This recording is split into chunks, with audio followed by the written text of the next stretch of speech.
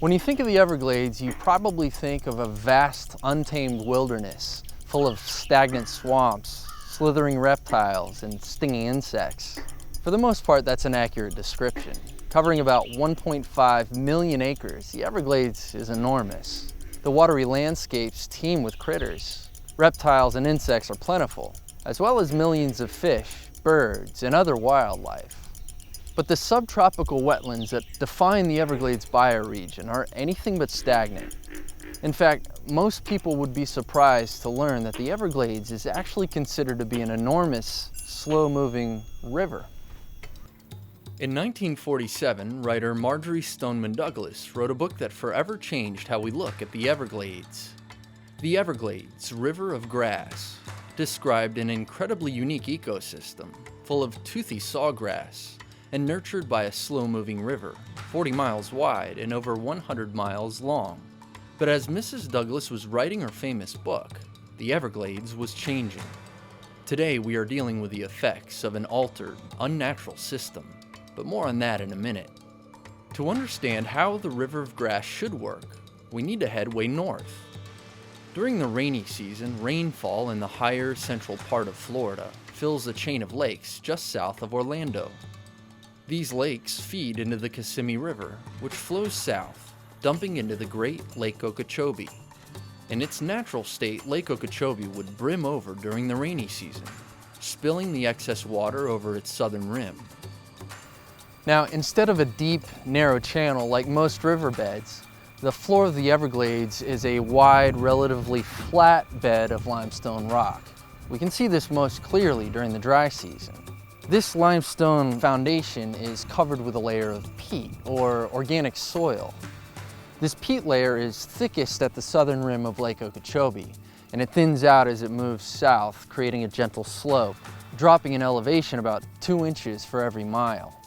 Because of this gradual slope, the Everglades, the wide flowing river of grass, flows too slowly for us to even observe with our eyes, about half of a mile per day. We call this sheep flow. From an airplane or satellite image, however, we can see how this slow, steady movement of water has shaped the hammock islands that dot the Everglades into a flowing pattern of teardrop shapes. The Everglades is dominated by watery prairies and sawgrass marsh, about ankle to knee deep during the rainy season. Here and there we see tree islands on high ground, cypress domes in deeper areas, and ponds or sloughs where the water is deepest. As it nears its final destination, the Everglades becomes a maze of mangrove estuaries. The water here should be brackish, or a mixture of salt water from the sea and fresh water from the land. At last, the Everglades dumps its contents into Florida Bay and the Gulf of Mexico. And this is where the long journey ends for the Everglades, River of Grass. At least, that's the way it's supposed to work.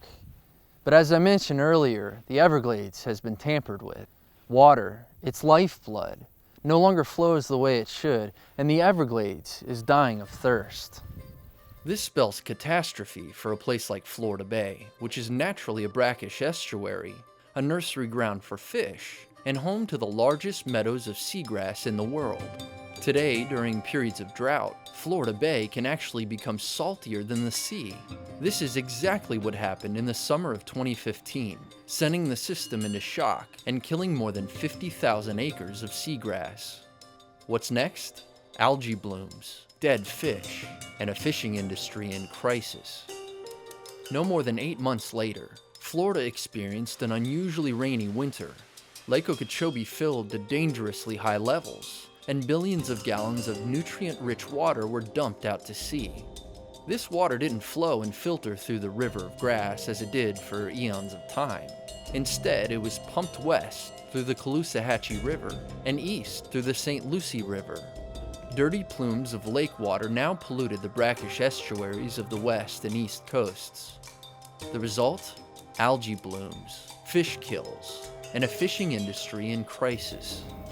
So why is the plumbing all messed up? Well, over 100 years ago, an effort began to drain the water from the Everglades.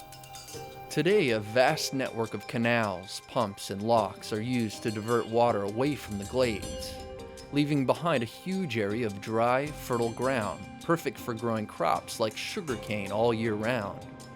The Everglades Agricultural Area, or EAA as it is called, sits on what used to be the marshy beginning of the River of Grass.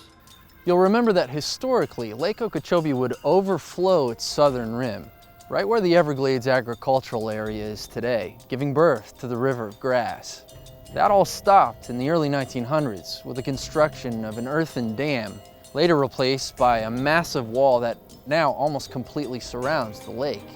The Herbert Hoover Dike is important for flood control. It protects thousands of residents in surrounding towns from deadly storm surges. Unfortunately, however, it also cuts off the main water supply to the River of Grass. Through Everglades restoration, fresh water flow can be restored to the River of Grass. This would relieve pressure from a dammed and swollen Lake Okeechobee, removing the need to pump that dark water out to sea. This would be accomplished in part by buying back portions of the Everglades Agricultural Area to create water storage and filter marshes south of Lake Okeechobee. The Everglades is a shadow of what it used to be, but it's incredibly important to us. The River of Grass recharges our aquifer, providing fresh water for more than 4 million people. It's also really important for our economy, attracting over 1 million visitors each year and supporting $1 billion recreational fishing industry. These are just a few reasons why Everglades restoration has to happen.